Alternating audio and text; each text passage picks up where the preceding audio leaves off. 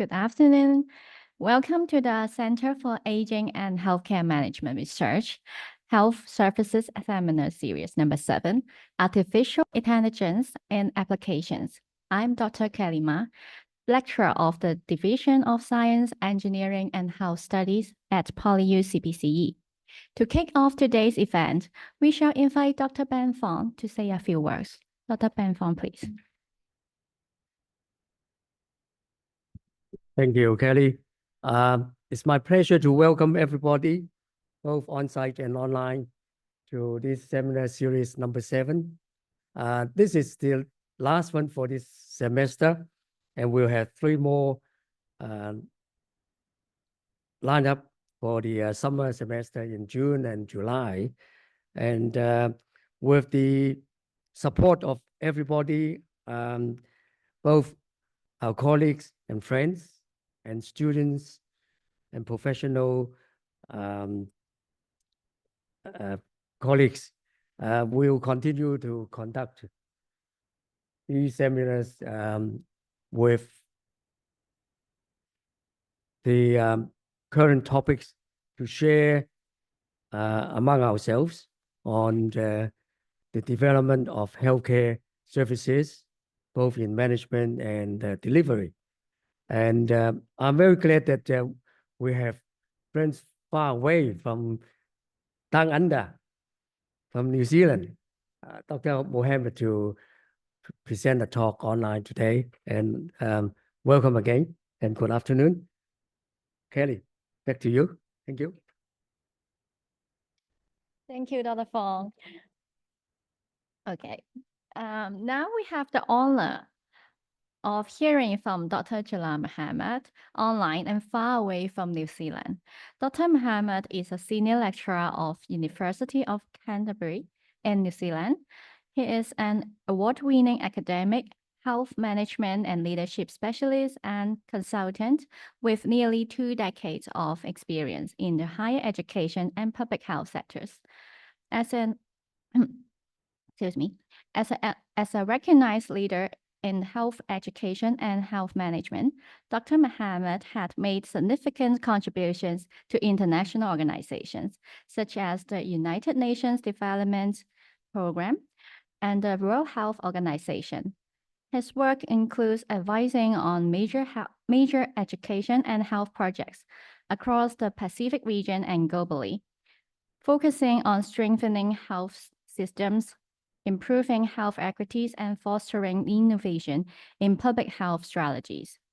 He will talk about digital health in New Zealand, an opportunity to improve access to healthcare or further widen inequities today. Please join me in welcoming Dr. Mohammed.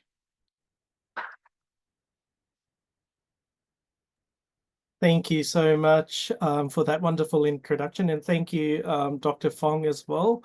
It's always a pleasure to engage with you guys online. Thank you for the invitation, and I look forward to sharing my presentation with you and having some conversation at the end. So I'll share my screen.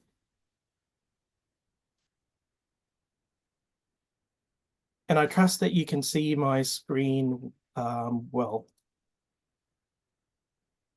Yes, we can see your screen. Thank you. So the topic of my presentation today is digital health in New Zealand, an opportunity to improve access or further widen inequities. Now, I'm sure you're going to hear about the details and applications of AI and digital health from the other speakers. While I'm going to present some of the things that we're doing here in New Zealand, the focus of the presentation is really on, how can we use AI and digital health to improve inequities? And I'm going to illustrate this through the example of New Zealand. So if we have a look at New Zealand, we are a small population. We're a small country. We have about, at the end of 2024, about 5.3 million people. We conducted our last census in 2023, which had said we're, just shy of 5 million people, but that has gone up. We've crossed that 5 million mark. We have a very multicultural society. So we have Europeans, we have Maori, who are our indigenous population. We also have Pacific peoples, we have Asian, and the Mila, we use that term Mila, which is Middle East, Latin American, and African populations. So as you through that graph, you see a breakdown of our population. So, majority of our population, about 67%, is European. We've got about nearly 20% who are Maori, our indigenous people, and the rest is, Pacific and Asian populations. Our Asian population and our Maori population is expected to grow by 2043. 25% of New Zealand will identify as Asian. The median age in New Zealand is 37.4 for males and 38.1 for females. So that's just an overview of New Zealanders in general. Now, to give you some context around the conversation that we'll be having today, I'm going to present a little bit about the New Zealand health system so you can put things into perspective. So we have started transitioning our structure. So from about 1999, this is the structure that we've had until about 2022, 2023, when we instigated reforms. So we've had a Ministry of Health. Under the Ministry of Health, we've had district health boards. I'll talk a little bit about that. And then we've had our PHOs, which is our primary health organizations. And then on the side, we've had some crown entities or government agencies that were also responsible for the delivery of health services, such as the Health Quality and Safety Commission. Now, we've had in the past, until a few years ago, 20 DHBs. So in a small country, that is quite a big number of DHBs. So these DHBs were responsible for the delivery of health services in their respective regions. So what that also meant was we've had 20 different systems. We've had 20 different IT systems. We've had 20 different directors of health, 20 different directors of IT, 20 different HR directors. So it was a fairly complex system, and it was also a fragmented system. Communication between the systems and how data was shared was challenged. So we had issues of interrelatedness and interoperability of data. Now, why we had these district health boards? We had these district health boards so we could have a locally responsive health system. So part of that was to ensure that there was representation of local communities within this district health board. So we had elections and we elected a number of people onto each of these district health boards, and you did that for your local district health boards. So if you see it on the left-hand side, just by comparison, so for a small country of about 5 million people, we had 20 DHBs. When we compare it with other countries that have DHBs, British Columbia for 4.7 million people, only 6 DHBs. New South Wales, a state in Australia, for about nearly 8 million people, 15 DHBs. So there were some challenges in having those DHBs. Even though we had those districts that were supposed to be locally responsible, there was a lot of movement of people between those districts. So if you see that diagram, that's off New Zealand's North Island. And you see that big red dot, that's Auckland. That is our largest city. And Auckland has 3 DHBs just because of its population size. We had movement between people within those DHBs, and similarly that happened within the country. So that dot at the bottom of the map, that's Wellington, our capital, and you had just a number of DHBs around it, but people went to the center. So whilst DHBs were supposed to be locally responsive and deliver health services for people within their region, they also had a lot of floater populations that would access health services. And DHBs were, as I said, they conducted health needs assessments, they came up with plans to deliver health services within their areas. And then we had underneath the DHBs were primary health organizations. So these were GPs and other services. So PHOs were supposed to bring together doctors, nurses, other health professionals to serve the community needs. So you would enroll with a GP and then you would go to that GP. So that GP would have your history. You could transfer between GPs if you wanted, but the GPs acted as gatekeepers that would refer you to other services. And then, of course, in that system, we had a number of targets that focused around patient access and prevention. I won't go into too much detail. This is not what this presentation's about. But I do want to get to some of the details of this presentation. So, we are an OECD country. Our life expectancy in New Zealand was generally higher than the average life expectancy in OECD countries. But when we look down at our population, there was differences, or they still persist. Those differences still persist. So if you were of European descent, you had a better life expectancy, and lower life expectancy for people who were Maori, our indigenous population, and people from the Pacific. So we have a system that has inequities, and we have been trying to address those inequities. And if we look at it, we are also a system that is changing. More and more people are living for longer periods with poor health. So we've seen that as a notable increase. This is higher for females than males, and it's just because females have higher life expectancy. So as I said, we have an inequitable system. We have inequitable outcomes for Maori, Pacific, disabled people, for women, for those that live in rural areas. And this is, been because of those 20 district health boards, which has limited national planning. We've had insufficient focus and investment on primary and community care. But we've also had, the postcode lottery. And what I mean by this is that the care that you receive depends on where you live and which DHB and primary health organization that covers you. So those are some of the challenges that we've had in that system, which led to the development of a new system or reforms in the system. So, this has started. This is a work in progress. We have been reforming the system for over 2 years now. We've had political change, which has also changed some of the initial things that have been undertaken. Now, I'm going to play a little video just to that talks about the system, and I hope, please do let me know if this sound doesn't work.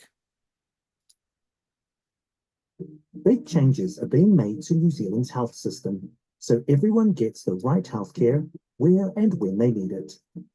That hasn't been happening for a lot of people. So this July, things are starting to change. The first step is creating 2 new health organisations, Health New Zealand and the Māori Health Authority. Health New Zealand will coordinate health services across New Zealand, from local right through to national. The Māori Health Authority and Health New Zealand will work in partnership to make health services work better for Māori. And this is just the start. Over time, the way people are supported to stay healthy is going to get a lot better. There are 5 key areas where change will make the biggest difference. First, the health system will honour Te Tiriti o Waitangi. It will do this by ensuring that Māori are empowered to design health services that better meet the needs of Māori. Māori communities will also play an important role in making sure our health services work for Māori and the many New Zealanders accessing kaupapa Māori health services. And that will be better for everyone, because a health system that does better for Māori does better for all. Second, people will be able to get the healthcare they need closer to home. Health services will better reflect community needs and preferences. There will also be more done to help people stay well by addressing things that support healthy lives, like whether people live in a warm, dry home.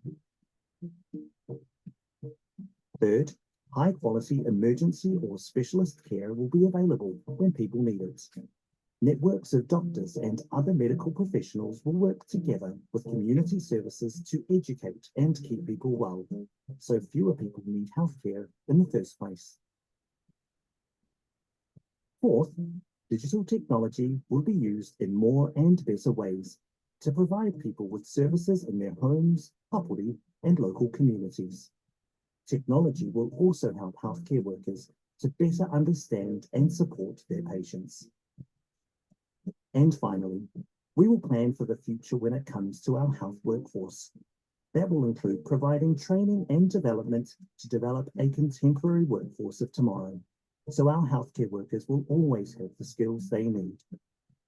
Achieving the vision for the future of health in Aotearoa, New Zealand will not be easy, and it will take time, but it's a future worth getting right. Visit futureofhealth.govt.nz for more information on the changes and the progress we've made so far.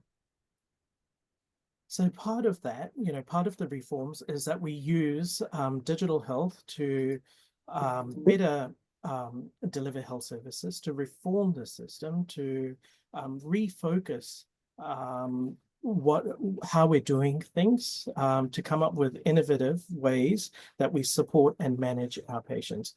So, and there was a number of other reasons, including reducing that complexity fragmentation that I talked about as well. And this is what the new structure looks like. You've got the Ministry of Health, you've got Health New Zealand and the Maori Health Authority, plus those commissioning bodies. Now, we've had a change in government that have done away with the Maori Health Authority, so now we just have Health New Zealand. The Maori Health Authority was established to reduce some of those inequities. Those roles have now been absorbed widely into that Health New Zealand structure as well. All right. And we have identified as part of the reforms that there are some key priority populations. So we need to improve the health of Maori. We need to improve the health of Pacific populations. We need to improve the health of disabled people, of women, and of those that live in rural areas. Those are underserved communities within our health system, right? And there are 6 priority areas around the new health system, as well as 2 long-term goals, which is to, goal 1 is focused around improving equity, and particularly for those disadvantaged groups that I mentioned. And goal 2 is to improve the health outcomes for all New Zealanders, so they live healthier, longer, and more independent lives. Now, this is where it gets a little bit murky because the system is still being developed and designed. But what we understand of it is that the DHBs that I mentioned earlier will be replaced by regional networks and locality networks. And overall, there are some key targets, around cancer treatment, shorter stays in emergency departments, shorter wait times for elective treatment, improved immunization, and shorter wait times for specialist treatment as well. So that's a brief overview of our health system here in New Zealand. There are some challenges as well that I do want to mention at the outset of this presentation. We've had a number of challenges with DHBs having budget deficits. We have a number of issues with access, particularly for Maori Pacific populations. I talked about postcode lottery. So where you live determines your access to health services. So, one of those DHBs is Northland DHB, which is at the topmost part of the country. That has a large Maori population, but it is quite rural. It is quite dispersed. The population is quite geographically dispersed, which means that they travel longer to access health services. We also have through our national surveys that New Zealanders are reporting that they are not able to see a GP because the time taken to get an appointment is too long. And 1 in 10 New Zealanders reported this. And also 1 in 10 New Zealanders reported that they're not able to see their GP because of cost. We also, have inequities around life expectancy for Māori and Pacific people, living approximately about 6 years less than the general population. We also have, because we have those, we've had those 20 DHBs, we've had 20 different systems. So there's been interoperability issues with technology and systems across those DHBs. We also have a number of workforce challenges around retention, around aging workforce, around shortages. We heavily rely on overseas trained workforce. So 27% of our nursing workforce is overseas trained. 42% of the medical workforce is overseas trained. Over 60% of psychiatrists have been trained overseas. And nearly 60% of doctors working in obstetrics and gynecology have also been trained overseas, and around 60% of those working in emergency have also been trained overseas. And so, when you rely on overseas trained doctors, we sometimes have periods where we've got shortages or long waits before we can recruit when someone leaves. So those are some of those challenges around workforce. And as I said, we have postcode lottery. So those are the 20 DHBs. And you'll see that wait time for treatment after commitment to treat, after they've seen a GP and a specialist, is 4+ months. So it varies, and this is increased in those DHBs. So in Auckland, it's increased by 40%, whereas in, Taranaki DHB, it's increased by 60%. So those are some of those challenges.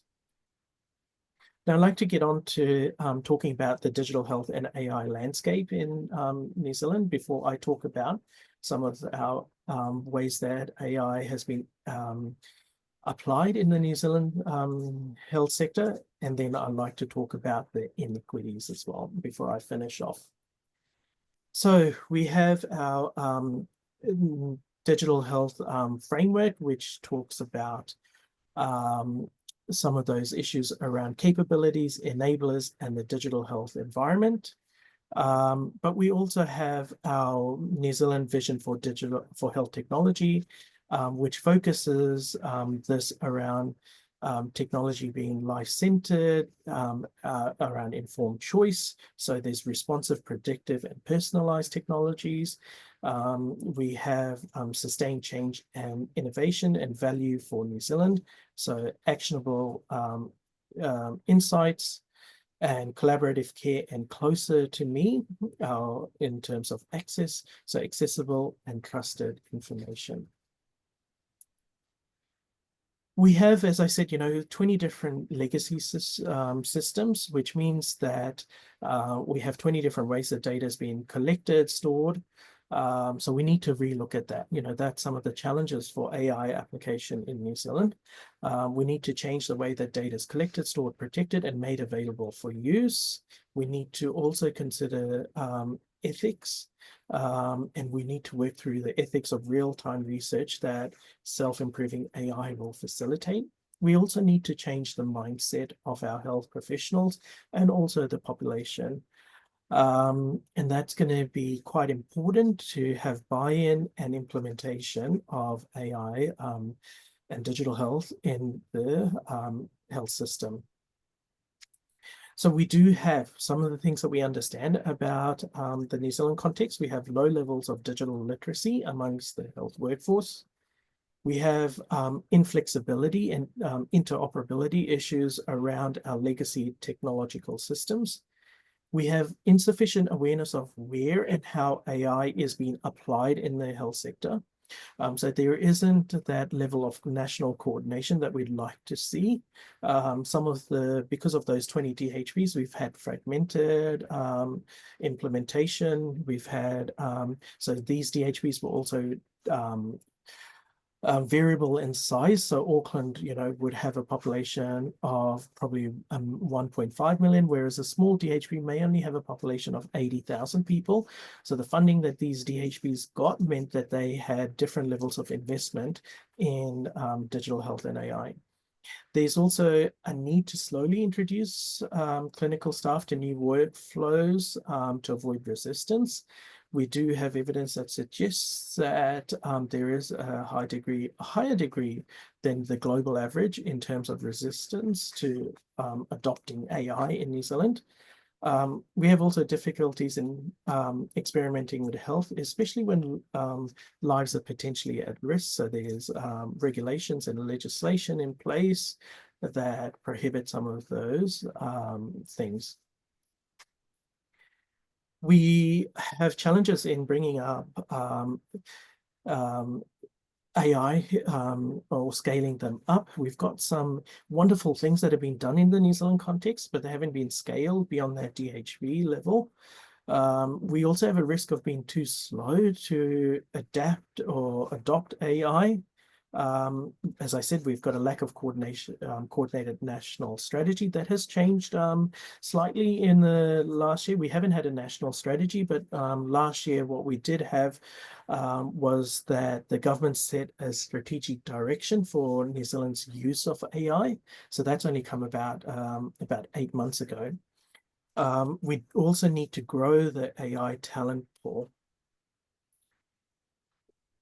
According to the studies, New Zealand is quite AI ready. I think we rank 9th in the OECD countries for readiness. And this is a diagram by our innovation agency that talks about, what are we ready for now? What could we be ready for in 2 years' time, and 2 to 4 years' time, and greater than 4 years?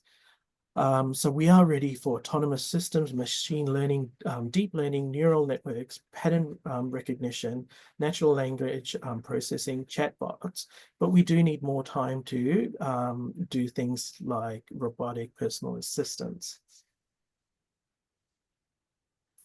Now, I'm going to also talk about some of the applications that we have. So we do have that machine learning. So there has been some research, ongoing research to improve or optimize our ambulance dispatch.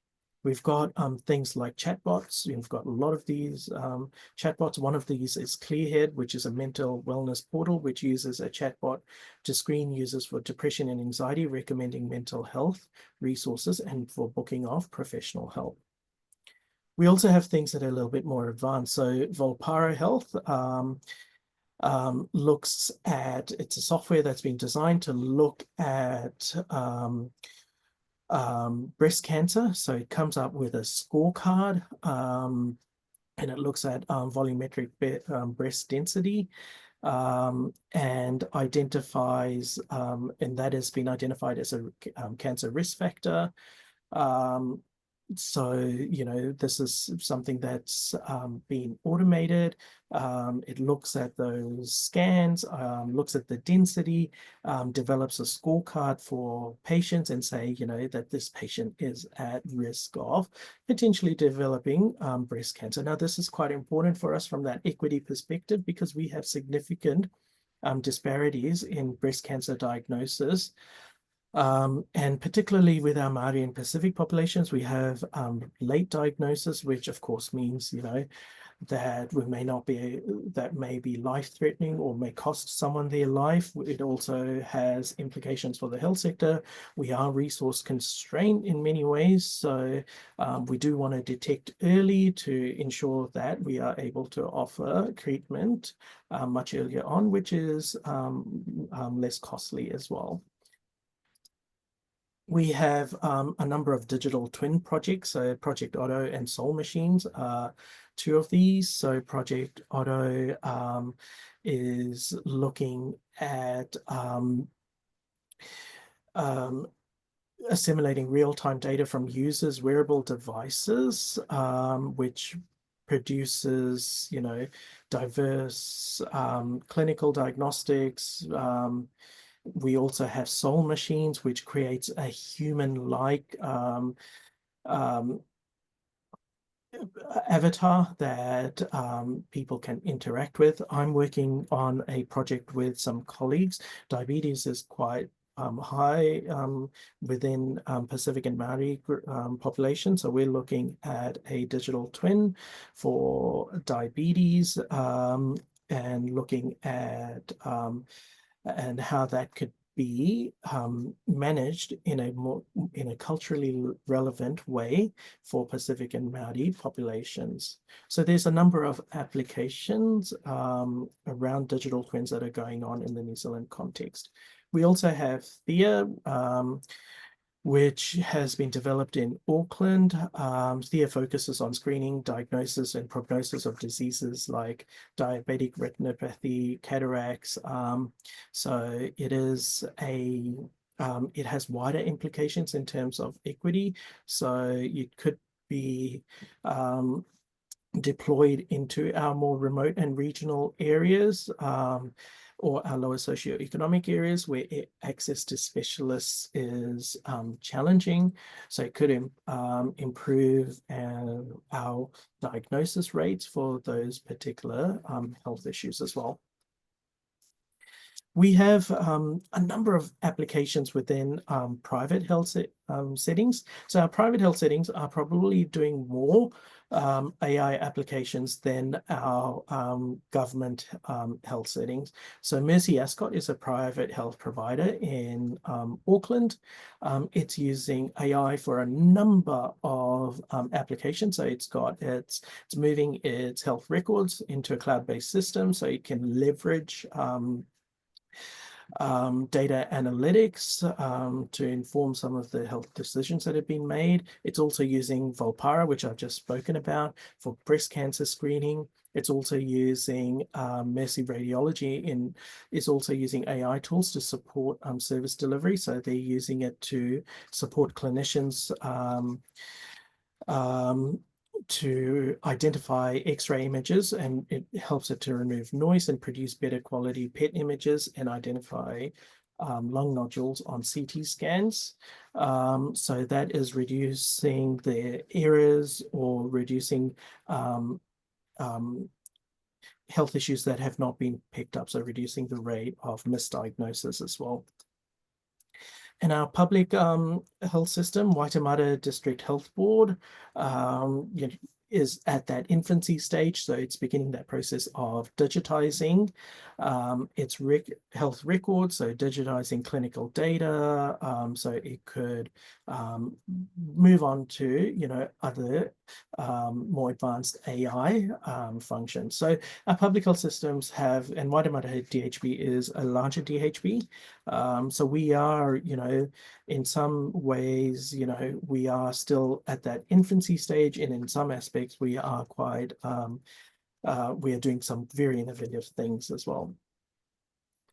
So we've also got ZDoc by the clinician, which is helping to improve value-based care. So that is looking at a number of things. It's using it to allocate resources. It's using it to gather data about the patient. So patients wear wearable device, and that gives the health facility an understanding about their experiences in the health system. The patients are also prompted to about the experiences. So it gathers that data from, it gathers journey data from their arrival into the health facility to their discharge as well. And we've also got precision driven health. And this has been used by Waitemata District Health Board, and it's looking at referrals. So our GPs refer patients for specialist care to these district health boards. So what this AI tool does is it goes through those and triages them and ranks them in terms of urgency. So it allows our surgeons to cut down on some of that administrative time so they can focus on spending more time with patients. And we've also got right here in Christchurch, where I'm based, we've got MoleMap, which is a New Zealand-based private dermatology company that offers clients top-to-toe mole scanning and diagnosis services. And the AI element of that checks every image for suspicious mole, if it is cancerous or not, and then refers what it thinks is cancerous to dermatologists to screen. So it's reducing some of that time that the dermatologist is spending looking at all of those images. It has an accuracy of about 96%. We also have ACC, which is our one of our Crown agencies. So in New Zealand, if you have an accident, even if you're not a New Zealander, if you're visiting New Zealand, you're covered by our Accident Compensation Corporation. So what this does is ACC has referrals and they have caseworkers that go through each of these files and approve it. So what they've done is they've come up with an algorithm that goes through these files and then makes that decision. And for anything that is complex, we'll then refer it to the case managers to have a further look and investigation before it is approved. So it is significantly cutting down some of that administration work. So I want to come back to that conversation about using AI, and is it improving or widening inequities? Now, I'm not really going to answer that question, but I'm going to give you some examples because it is really, the devil is in the detail of how it's applied. So in New Zealand, we have a what we call Te Tiriti, which is Treaty of Waitangi. So that is a agreement between the Indigenous population and the Crown. And what it does is it sets out that the Crown requires the Crown to protect the interests of Māori and govern, and it sets out how that partnership between the Crown and Māori are governed. So when we are talking about AI and its application, we have to take in treaty obligations. Now, how Māori see data and their data being used is quite different from how you and I will see it, and how the data of someone that has passed away and how that should be respected is also significantly different. So data is seen as a treasure, and we call it taonga in New Zealand. Now, there is also issues around public trust. So international data suggests that New Zealanders tend to be less positive about AI than others globally. So there was a survey done and it asked people whether the increased use of AI will make individual health better or worse in the next 3 to 5 years. Only 31% of New Zealanders responded unfavorably to that question, whereas the global average was 39%. We also have skepticism and fear from clinicians about, and they have, trust issues about AI. So that is something that we also have to think about when we are implementing AI solutions. However, there is, whilst there is distrust in AI, there is also some research that suggests that there is, we tend as New Zealanders to be positive about the opportunity to give back as long as there is sufficient assurances around data security. So that's one of the fears about data privacy and security. But when that has been allayed, there is a more positive outlook towards AI. There's also been, skepticism and fear around mass unemployment.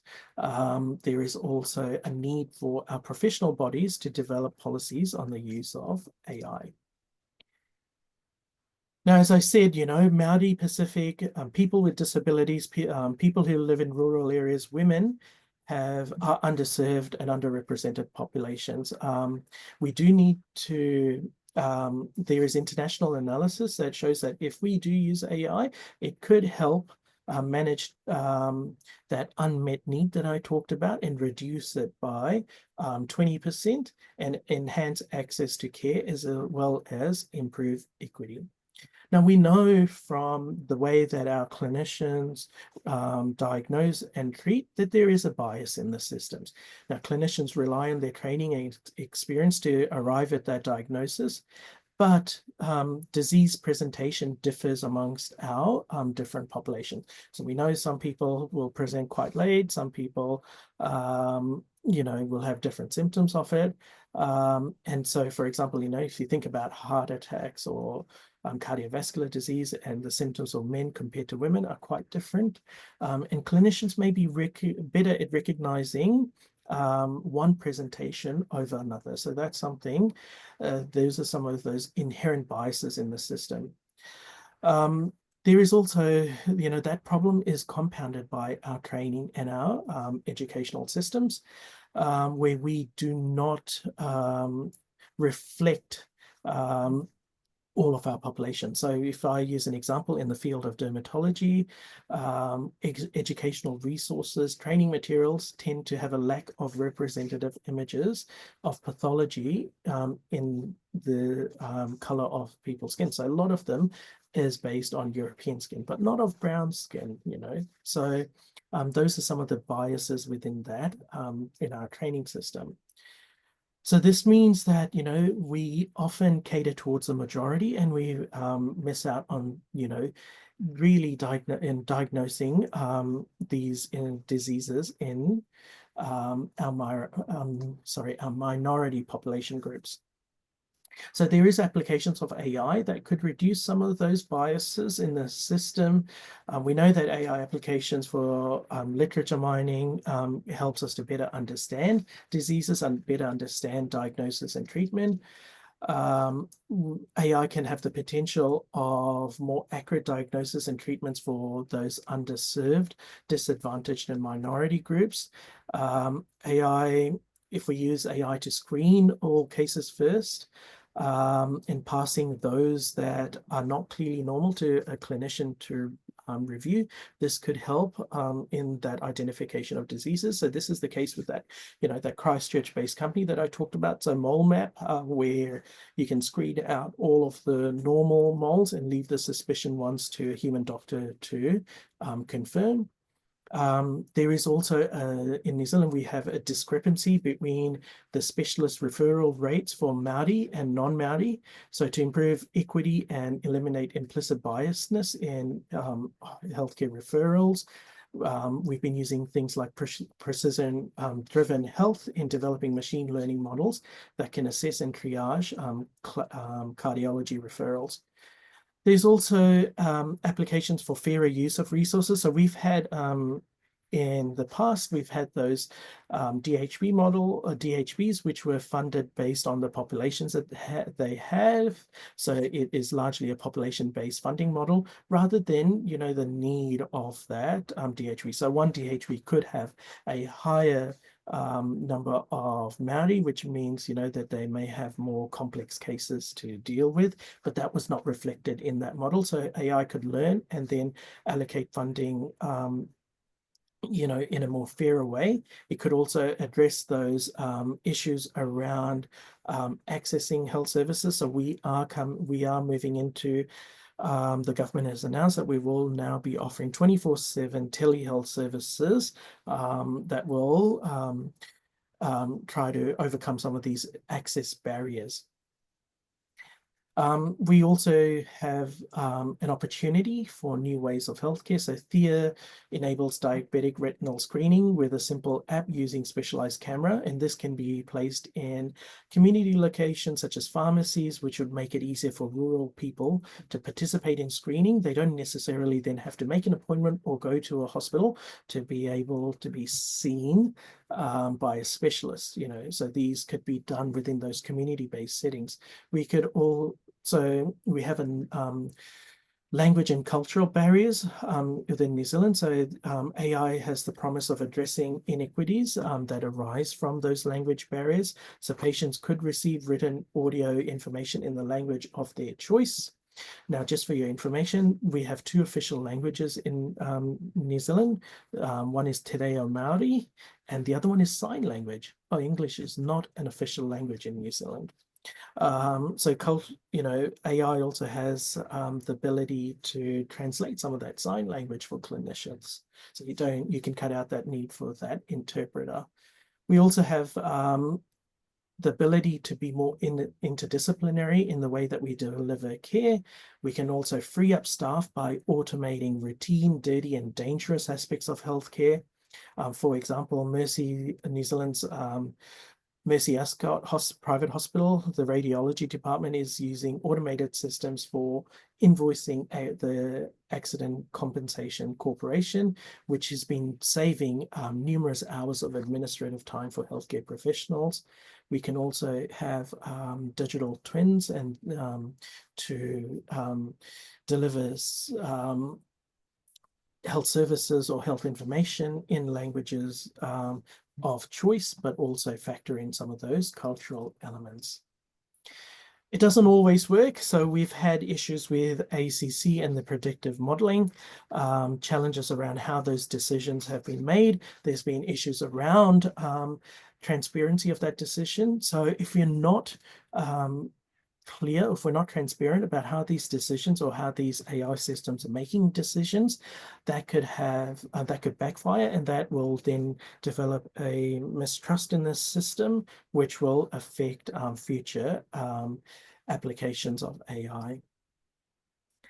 We also have a digital divide. So we know Māori and Pacific people are more likely to experience digital exclusion, having fewer devices that they can access to, or no devices, limited access to internet, or accessing the internet at lower bandwidths. So there needs to be an accounting of this when we are developing AI intervention. So Te Whare Ora, which is our Health New Zealand, has a zero data initiative, which allows free access to health websites from most New Zealand mobile networks without being charged for data use. So that is some of the ways that, you know, we could be using or we could be reducing some of that digital divide. We need to also think about changes to funding models, and I've talked a little bit about this, and I am mindful of time.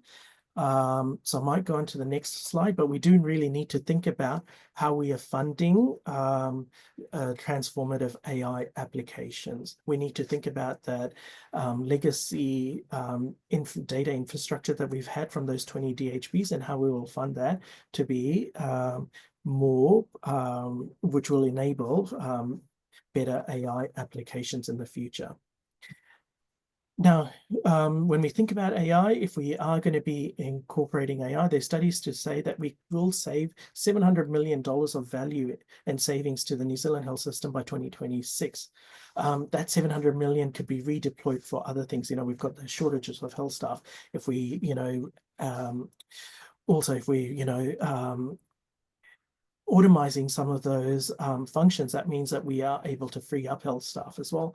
We're able to redeploy this money and the human resources to areas of need. This could, you know, those savings could rise to about $1.6 to $3.6 billion by 2035. AI will help save 20% of nurse time and allow doctors to see more patients, thereby increasing effective thereby increasing the effective workforce size. It has the potential to reduce hospitalizations and readmissions and humanize medicine from those digital twin initiatives that we've had as well.